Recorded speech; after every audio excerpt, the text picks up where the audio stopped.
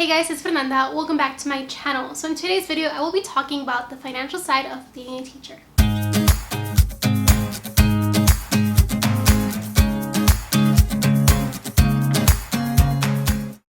So smartiestyle and Too Cool for Middle School started this tag in order to just kind of start a conversation about the financial side of teaching. Alright, so let's go ahead and get started with the questions. So the first question is, what state do you live in? So I live in Arizona. More specifically, I live in southern Arizona. So question number 2 is, how many members are in your immediate household?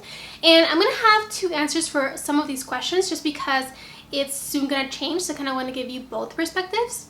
So for the vast majority of my first year of teaching, with the exception of about 2 or 3 months, I lived on my own, just completely by myself. And then for 2 of those months of my first year of teaching, I lived with my brother, but then he moved out. So basically it was just me in the household. And now going into my second year of teaching, it will be 2. It'll be me and my fiance Alex. Question number 3 is, are you a single or double income household? So again, during my first year of teaching, I was a single income household, and now going into my second year of teaching, we're going to be a double income household, which is going to make a huge difference, and I'll talk about that later on. Question number 4 is, do you own or do you rent? So for my first year of teaching, I rented. I had a 2-bedroom apartment because, again, my brother lived with me and then he moved out, so I still had the 2-bedroom apartment, but my dad still paid his half of the rent until the lease was over. Sorry if the lighting just changed, it's kind of cloudy outside. But going into next school year, I will be owning. If you watched my last life update, I think, then you would know that my fiance and I just bought a house. We actually closed on the house tomorrow, so I'm really excited to not be renting anymore. But I do want to make it clear that if it was just me and just my income, I really don't think it would be possible for me to buy a house. It would be really, really hard to afford that. I guess I could buy a condo, but not a house, and it would not be a nice condo. It would just be really hard to make it on my own with just my salary. So being a double income household now, it definitely makes it a lot easier to be able to afford a house. Question number 5 is, what is your highest level of education? Does your education affect your pay in the district? So I just graduated last year, so my highest level of education is just a bachelor's degree. And of course, your education level affects your pay. I think that's pretty much standard everywhere. Now, I really don't know how much it affects it, but I know it does. So you can kind of move up on a salary schedule if you have a master's degree or if you have like college credits. But I know that at my old school, if you wanted to get college credit, how that play into your pay, it had to be approved by the district, and you can only take certain classes. You couldn't just take whatever you wanted. So yeah, there's that. Next question is, how much did it cost for you to attain your degree, and are you still paying for it? So I chose to go to community college first and then transfer to a 4-year university because that was going to be the most cost-effective way to go about it, especially because I did not get any scholarships after high school. And then on top of that, I did end up having to stay 1 more year at community college because of some paperwork mishaps that happened when I was trying to transfer to a different university that I didn't end up attending. So I decided to just stay another year so I could apply to another university the next time around and still be able to apply for scholarships, because if I waited 1 semester, scholarships wouldn't be available that semester, so I didn't want to have to take out student loans. Does that make sense? So my 3 years at community college cost me around $6,600. And my 2 years at the U of A cost me around $24,204, which totals about $31,000 for a bachelor's degree. And am I still paying for this? Kind of, yeah, but not for all of it. So I was very, very fortunate to not have to pay anything when I was going to community college because my financial aid would cover all of it, and I would also get grants for every semester where I would have a high GPA. And then because I had a pretty high GPA throughout community college, I was able to get quite a few scholarships when I transferred to the U of A, so then that covered my whole tuition. Now I do have a student loan, and it's a very small student loan in comparison to those of my peers and people that I know. I only have about $5,000 in student loan debt, and honestly I didn't really have to take out a loan, but I chose to because I wanted to make sure that I was going to be financially okay in my last year of college, especially going into student teaching when I knew that I was not going to be able to work as much or really at all during student teaching. Next question is, how's your salary schedule structured? Is there a starting point, max out point, annual raises? And honestly, I am very confused in regards to salary schedules. At least in my old district anyway, I was under the impression that I would get like an annual raise with years of experience, but then I was told that that wasn't the case, so I'm not really sure how that works. But I did look into 3 different school districts here in the Tucson area and just kind of see what their salary schedules look like. So for example, for TUSD, for a salary schedule for a new hire teacher caps out at 10 years and it caps out at $40,700. So that's what you would get starting on with that district. And then after that, I don't really know how it works. Catalina Foothills Unified School District caps out at 40 years of experience going into the district, and it caps out at $69,250. But again, that's for 40 years of experience. And then lastly, for the Amphitheater Unified School District, it caps out at 27 years of experience and it caps out at the amount of $54,447. After you've been in those districts for a while, I don't really know how that works. I didn't really understand how my district salary schedule worked, so can't really help you there. Next question is, where are you on your district's salary schedule? I'm gonna give you more of a ballpark amount. So at my old school, my base salary was more on the lower 30s. So like $30,000, a little bit higher than that, but definitely not mid 30s. But that was my base salary, not including 301 money. At my new school, my salary was gonna be closer to mid 30s.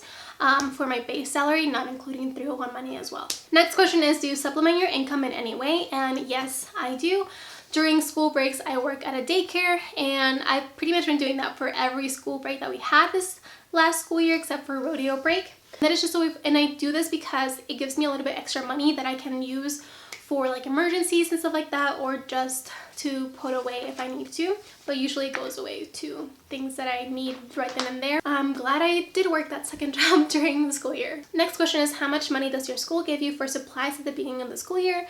Do they provide basic supplies throughout the school year? So at my last school, I did not get any money at the beginning of the school year, but we did get money throughout the school year to spend on various things. Sometimes it was very like restricted on what you could spend it on. So for example, one time we got money to spend on Lakeshore, and it was only for instructional aids.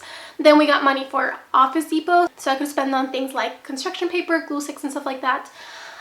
So I think we got money 3 or 4 times throughout the school year. They did not provide basic supplies throughout the school year, so either I had to buy them myself or I would ask parents if they could provide them for us. At my new school, I heard that if I need things ordered, so like pencils and stuff like that, I can just ask the school secretary and she'll order it for us. And then I also heard that if I buy anything for my classroom, I can get it reimbursed up to $250 a year. Next question is, do you have any additional deductions taken from your paycheck? And of course I do. So I have retirement, disability, Medicare, health insurance, vision insurance, and like other little things like that, which are taken out of my paycheck pre-tax. So I kind of have like a bigger amount of money to take those deductions out from, but that ends up being about 20% of my paycheck pre-tax. And of course, once those are taken out, then taxes are taken out, and then my paycheck is pretty sad. Next question is, do you feel your current salary is enough for you to make ends meet and live comfortably? I made a list of all my monthly expenses from when I was living on my own, and then just subtracted those expenses from my monthly income. I mostly listed things that I have to pay every single month. I didn't really put expenses such as like going out to eat with friends, TPT, buying a new lipstick, haircuts, like I need to change my tires and stuff like that. I did not include those type of things. So I just included more like consistent bills that's remain the same for month to month.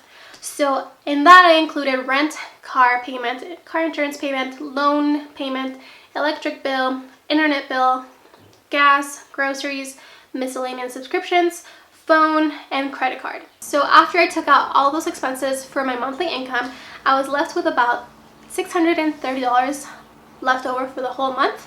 And if you divide that for the week, it's about $157 a week. Again, that does not include going out to eat for a friend, buying a new dress for school, buying new shoes, replacing a tire, or anything like that. It just includes like my basic month-to-month bills. So all in all, is my salary enough to make ends meet? Yep, it is.